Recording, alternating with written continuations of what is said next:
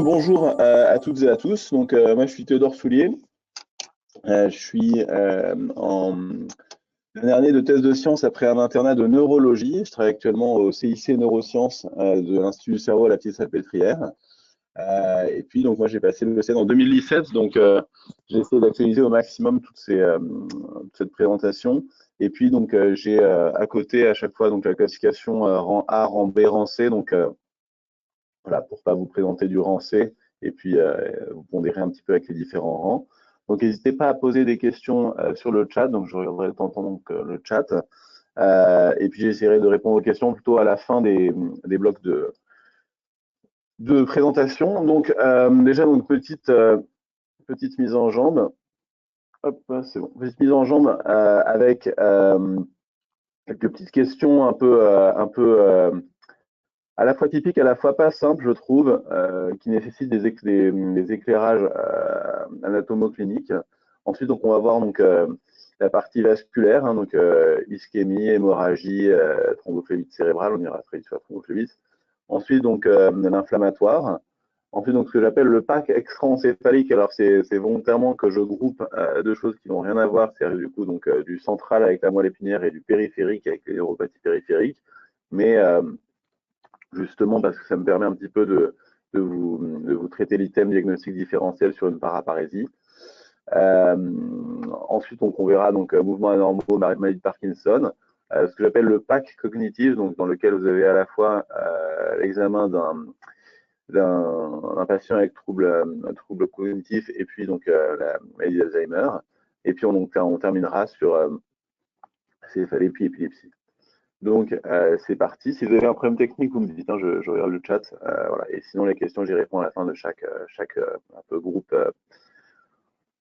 cohérent. Donc, la première question, donc, c'est donc, on a un patient qui est fumeur, qui vient donc pour le signe suivant, c'est ptosis plus mydriase gauche, antériorité inconnue.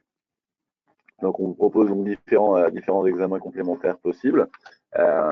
Soit donc un TDM thoracique pour vérifier qu'il n'y a pas donc un pancostobia, une tumeur de l'apex pulmonaire, un angioscan du polygone de Willis, une séquence de diffusion sur une IRM qui serait centrée sur la fosse postérieure, TDM cérébral ou fond d'œil.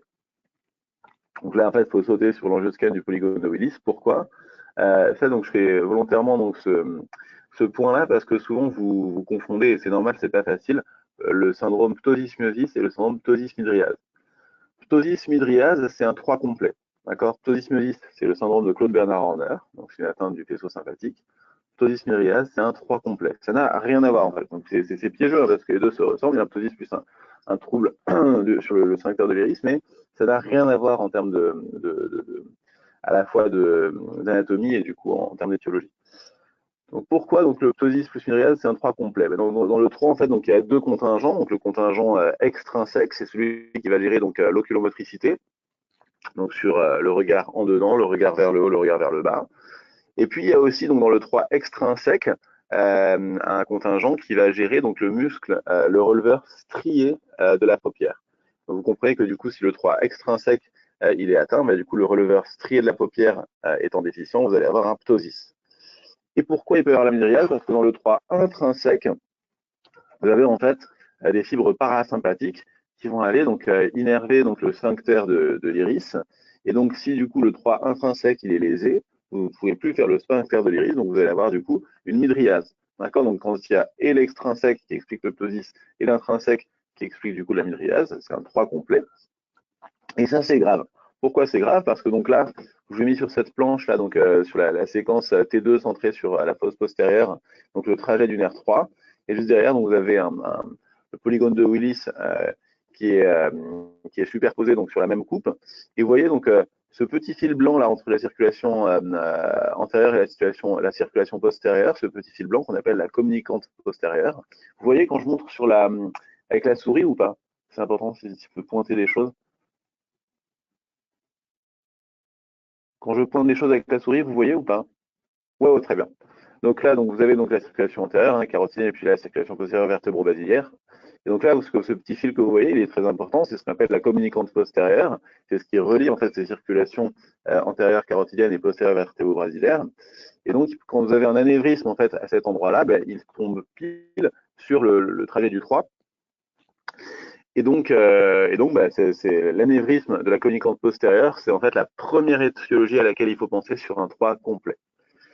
Maintenant, donc ptosis mydrias, pour vous, c'est un 3 complet, il y a à la fois l'extrinsèque et l'intrinsèque, donc c'est un anévrisme de la communicante postérieure jusqu'à preuve du contraire, vous sautez sur l'angioscan pour aller traquer cet anévrisme.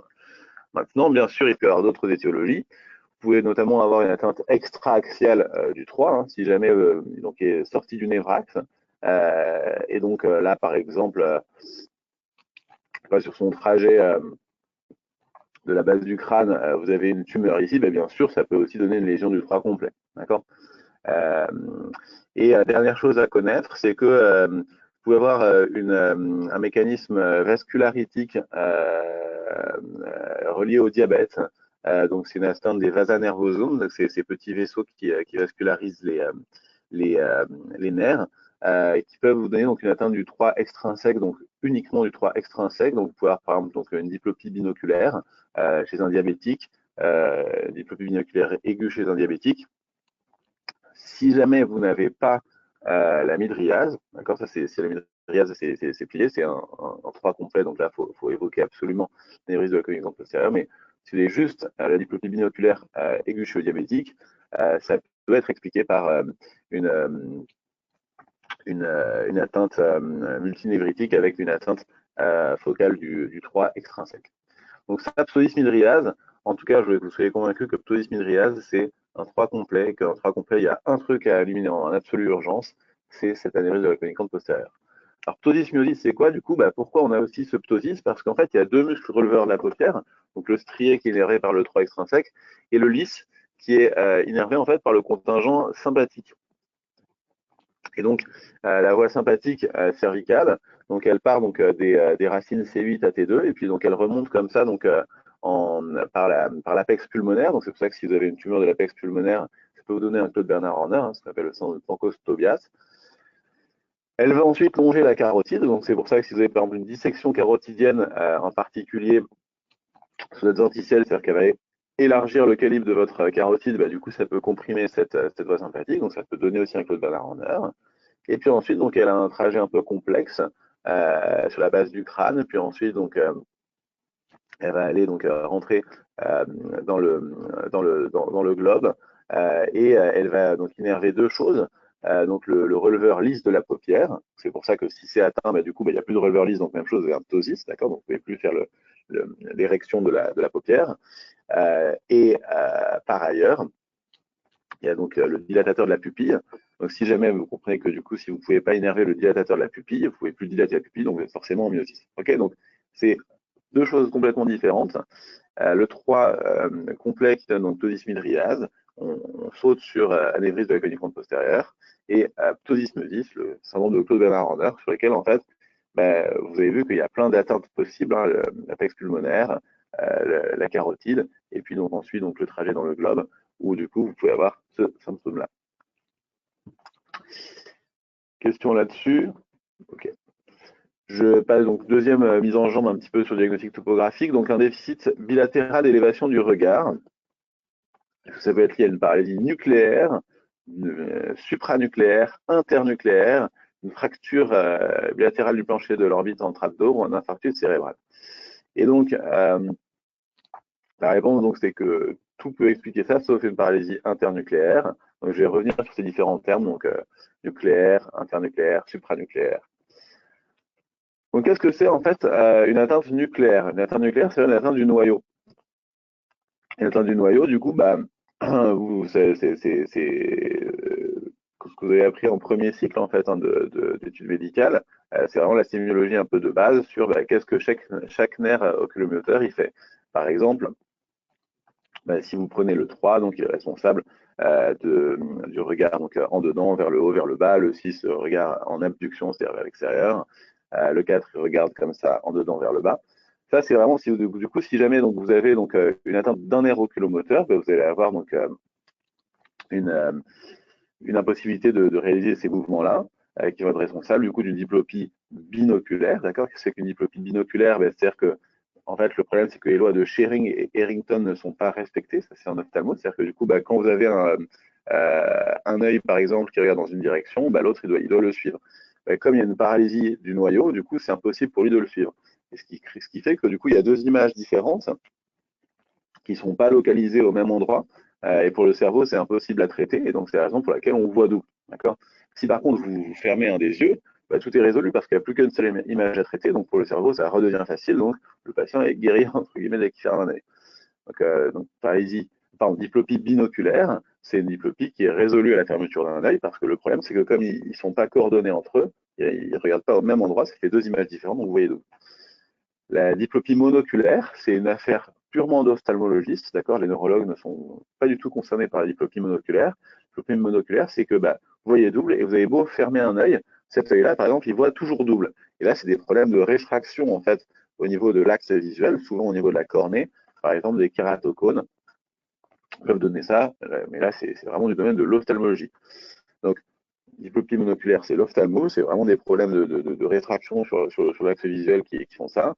Par contre, diplopie binoculaire, ça dépasse complètement le cas de l'ophtalmologie, c'est purement neurologique, d'accord. C'est vraiment un problème que les lois de Shearing-Harrington ne sont pas respectées, c'est-à-dire que du coup, bah, quand un œil va comme ça, l'autre ne peut pas le suivre, et soit il ne peut pas le suivre parce qu'il y a un problème nucléaire, c'est ce que je viens d'expliquer, c'est que bah, le noyau du nerf oculomoteur est touché, soit ça peut être un problème internucléaire, ce que j'ai expliqué juste après.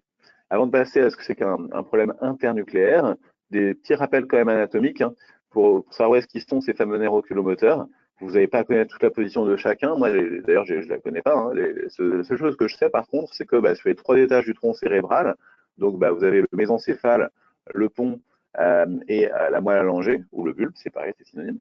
Du coup, bah, en fait, c'est pratique parce qu'il y a des nerfs oculomoteurs qui les séparent. Donc, entre le mésencéphale et le pont, vous avez le 3.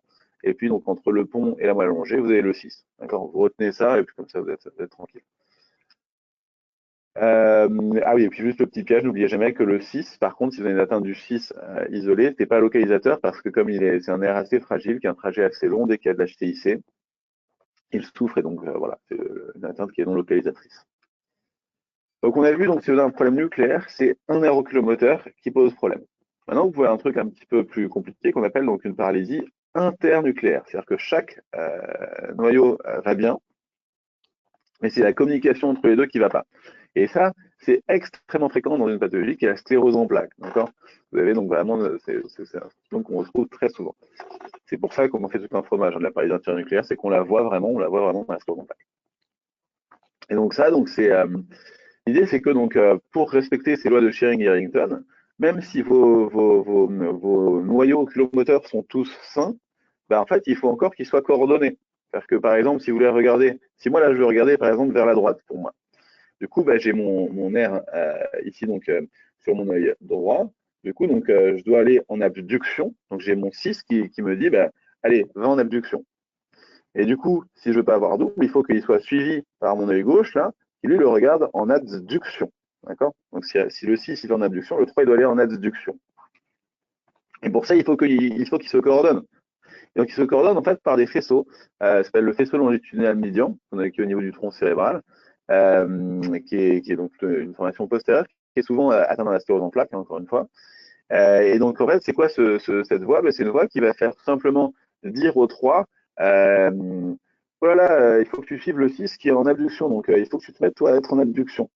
Et quand ça ne marche pas, vous avez le 6 qui va aller en abduction et le 3 qui va rester comme ça.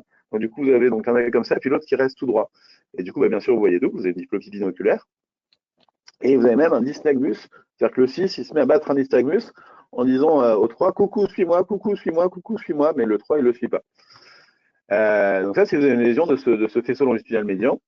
Et en fait, comment on peut faire la différence avec une paralysie nucléaire du 3? C'est-à-dire que vous pouvez me dire, bon, bah, c'est bien gentil cette histoire, mais si jamais